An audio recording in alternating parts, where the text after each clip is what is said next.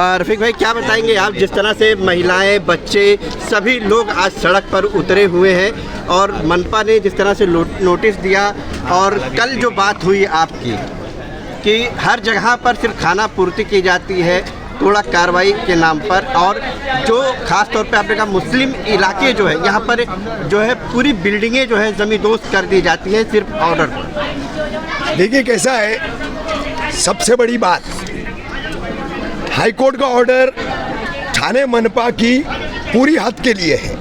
12 जून का एवीके का जो ऑर्डर हुआ है उसमें हाईकोर्ट ने क्या बोला, सिर्फ एवीके ही नहीं, जितने भी ठाणे मनपा की हद में अनधिकृत बांधकाम है, अवैध निर्माण है, उन पर कार्रवाई की जाए।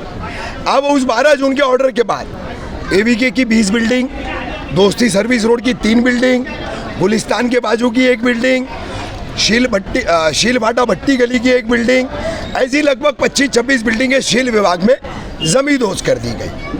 अब क्या कलवा में अवैध निर्माण नहीं है? क्या ठाणे की बची हुई 6 प्रभाग समितियां हैं, चितलसर मानपाड़ा है, ओला माझीवाड़ा है, नौपाड़ा कोपरी है, वागले वर्तक है, इन तमाम प्रभाग समितियों में क्या अवैध निर्माण नहीं है? अब दूसरी बात, यहाँ पर वहाँ पर कार्रवाई की बात आ रही है तो दीवारों में गड्ढे कर दिए जा रहे हैं। कहीं कहीं जो है एक मंजिल का स्लैब काट करके मनपा अपने कर्तव्य की पूर्ति कर रही है, मगर यहाँ पर पूरी तरह से इमारतों को जमींदोज करना। अब कल मनीष जोशी साहब आए, उनके साथ डीएमसी सचिन सांगले आए और वो कह रहे हैं कि जो इंक्वायरी हाईकोर्ट ने इसमें अपॉइंट की है, उसके जो जज हैं ठाणे सेशन कोर्ट के जीजी भंसाली साहब, तो उन जीजी भंसाली साहब को जो है जो भी वहाँ पर विटनेसेस गए उस इंक्वायरी में, उसमें जो विटनेसेस ने यहाँ पर अनम पैलेस के बारे में कुछ चीज़ें बताई, उसमें शायद कुछ मनपा कर्मी है वो विटनेसेस जो अतिक्रमण विभाग से संबंधित है, तो उनके बयानों में जो है कुछ चीज़ें इंक्वायरी कमीशन के सामने आई। अब इंक्वायरी कमीशन ने उसका इंटरिम रिपोर्ट 11 अगस्त को हाईकोर्ट को भेजा, जिसके चलते 18 अगस्त की सुनवाई को फौरन हाईकोर्ट ने 13 अगस्त को ले लिया, खुद होके ले लिया सुओ मोटो। और लेने के बाद वहाँ पर जो मनपा की तरफ से बड़े वकील हैं, काउंसलर हैं, आशुतोष कुंभकोणी, मंदार लिमिये, ये अपीयर ही नहीं हो पाए। दूसरे उनके एक वकील जो है वो खड़े हो गए। अब उसमें सीधे सीधे कोर्ट ने कहा कि ये जो हमारे साथ फ्रॉड हुआ है, फिर मैं उसी बात पर आऊँगा कि फ्रॉड फ्रॉड फ्रॉड, ये बात मनीष जोशी भी कल कह रहे थे। तो फ्रॉड तो जो इन लोगों के साथ हो रहा है साहब, फ्रॉड तो मुस्लिम कौम के साथ हो रहा है। ऐसी मुस्लिम कौम, क्या बोलूं, अफसोस होता है मुझे। कल से हम चिल्ला रहे, एक मूवमेंट हमको शुरू करनी है। अगर इस शील विभाग को आचार गली, शिवली नगर, दोस्ती सर्विस रोड, भापे रोड, MIDC का सर्वे जिसके लिए गाय समुद्रे साहब लड़ रहे हैं, राजू भाई लड़ रहे हैं, करीम भाई लड़ रहे हैं, वहाँ के व्यापारी लड़ रहे हैं, तो ये हर लड़ाइयाँ लड़ने के लिए मैदान में उतरे हैं, लेकिन जिनके लिए हम लड़ रहे हैं वो तमाशबीन बैठ करके वीडियो बनाने में मशगूल है। ये सच्चाई है, हम यहाँ लड़ रहे हैं। ये लड़ाई कामयाब होगी या ये लड़ाई हम हार जाएंगे, ये अल्लाह को पता, मैं नहीं जानता। लेकिन कहीं से मेरे दिल में, मेरे कल्ब में कल आवाज़ उठी तो मैं खड़ा हो गया, मैंने एक स्टैंड लिया। अब बात है तमाम शील के रहने वालों की, तमाम मुमरा कौसा के रहने वालों की, आपको स्टैंड लेना है या नहीं लेना है। बात मैं फिर दोहराऊंगा, आज अनम पैलेस की बारी है, कल तुम्हारी सब की बारी है। हम सब एक हैं, एक हैं। मनीष जोशी ने कल कहा था कि आज नोटिस देने आए हैं, कल हम कार्रवाई करने के लिए आएंगे, लेकिन अभी 12 बजने वाले हैं। आप लोग सुबह से ही यहाँ पर डटे हुए हैं। आप लोगों की भी मांग है कि अगर कार्रवाई की जाती है तो जो घर में रह रहे थे लोग, उन्हें उनका कहीं ना कहीं जो है बंदोबस्त किया जाए, घर दिया जाए। लेकिन अभी तक मनपा प्रशासन आई नहीं है, यहाँ पहुँची नहीं है। आप लोगों के तरफ से बाकायदा बैरिकेड करके आगे रास्ता भी रोका गया है। नहीं, हम लोगों की तरफ से कोई बैरिकेड नहीं किया गया है, कोई किसी तरह का कोई बैरिकेड नहीं किया गया है। हम यहाँ पर एक गैर कानूनी काम कोई भी नहीं करेंगे।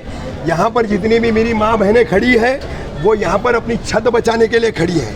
बच्चों की स्कूलें चल रही है, बारिश का मौसम है। अभी मेरे पास GR है, आएंगे मैं दिखाऊंगा, साल 2001 का GR है, राज्य सरकार का जीआर है, शहर विकास मंत्रालय का जीआर है कि बेघर करने वाले लोगों को देने के लिए हमारे पास शेल्टर नहीं होता है। इसके लिए हम बारिश के मौसम में किसी भी तरह का कोई भी अवैध निर्माण, कोई भी अनधिकृत बांधकाम नहीं तोड़ते।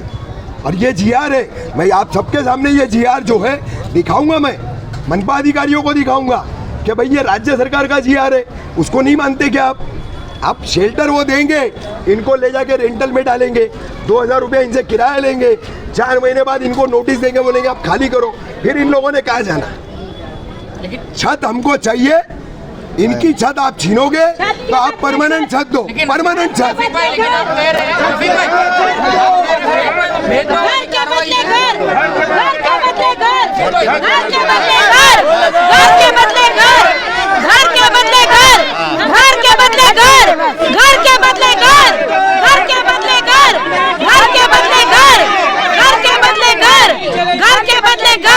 नहीं चलेगी, नहीं चलेगी, राजनीति नहीं चलेगी, नहीं चलेगी, नहीं चलेगी, प्रशासन की गुंडागर्दी नहीं चलेगी।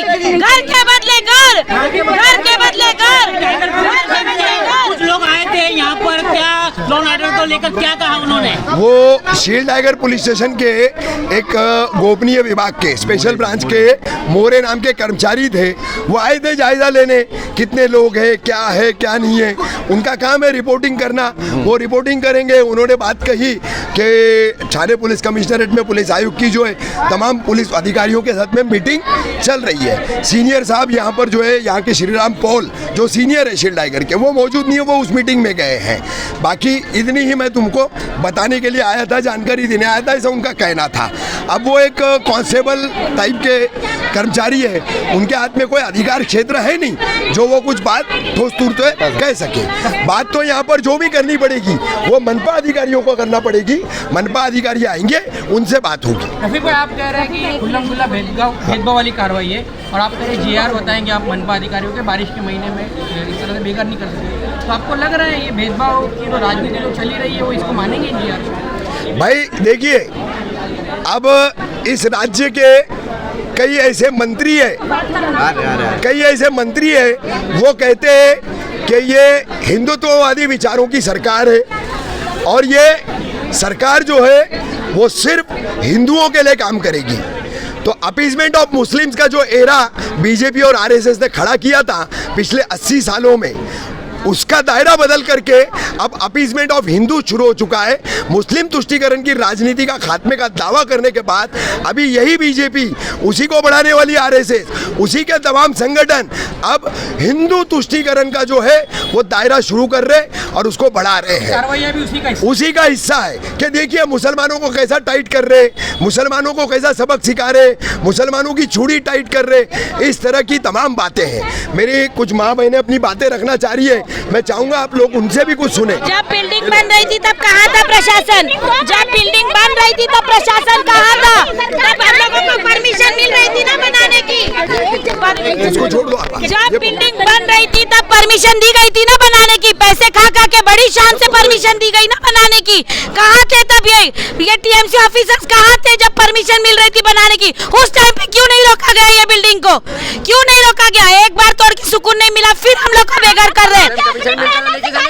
कमीशन आते तो हमारे मेहनत का पैसा है, सरकार देगा क्या हमें पैसा?